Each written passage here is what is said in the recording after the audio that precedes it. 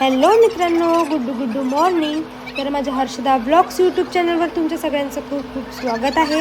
आणि आज आपल्या ब्लॉग्स आहे डे 36. आणि माझा आवाज असा यामुळे येत आहे की माझी हप्त्याभरापासून तब्येत खूप जास्त खराब आहे म्हणून. तर कालच्या ब्लॉगमध्ये मी सांगितलं होतं की हा ब्लॉग आहे पार्ट 2, कारण की कालचा ब्लॉग खूप मोठा होता म्हणून मला पार्ट 2 बनवा लागला. त्यानंतर बडे मम्मीनी आणि मम्मीने मोनू आत्याला हळद लावली आणि मग मानसीला हळद लावायला गेली तर तिला होतं नाही बरं, तर तिला काही हळद लावली नाही. आणि मग मला हळद लावली, मी पण त्यांना हळद लावली. आणि इथे मग सिद्धू काकाला पूजा काकू हळद लावत होत्या. आणि माझी मम्मी, काकू आणि बडी मम्मी ह्या सगळ्या होत्या पूजा काकूकडून.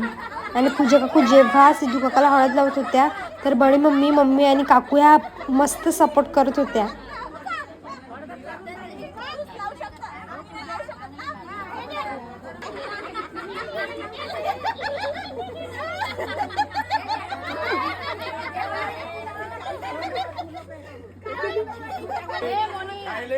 मग बारी आली सिद्धू काकाची. मग सिद्धू काकाने सुद्धा पूजा काकूला लावली हळद.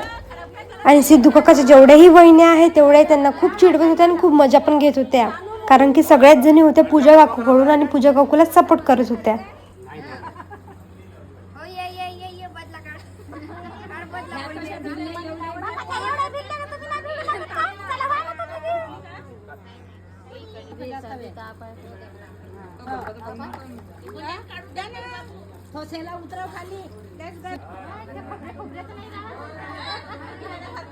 आणि आता आपण बघूया की सिद्धू काकानी काकूसाठी आणि काकूनी काकासाठी नाव घे घेतलं पूजा.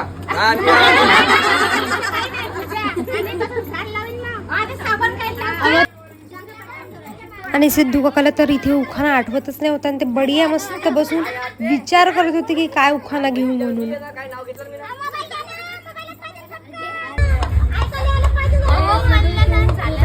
एक नाव घेऊ का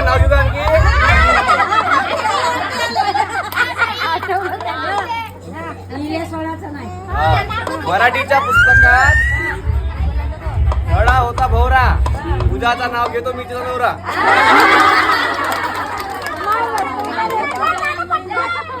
नाही म्हणजे नाव आहे का तर मला असं वाटतं. मे महिना आहे, लग्नाचा सीझन. सिद्धांतरावचे नाव घ्यायला मिळाले आज खरेदीचं. तर काका काकूचा उखाणा कसा वाटला ते कमेंटमध्ये सांगा. आणि काका काकूने नंतर सुंदरसा डान्स पण केला. आणि आजचा ब्लॉग आपण इथे संपवूया, कारण की रिसेप्शनचा ब्लॉग मी बनवला नाही आहे. आणि त्यानंतर सगळ्यांचं जेवण होतं त्याचा पण ब्लॉग उद्या येणार आहे. नक्की बघा आणि चॅनेलला फॉलो आणि सबस्क्राईब करा. Bye bye.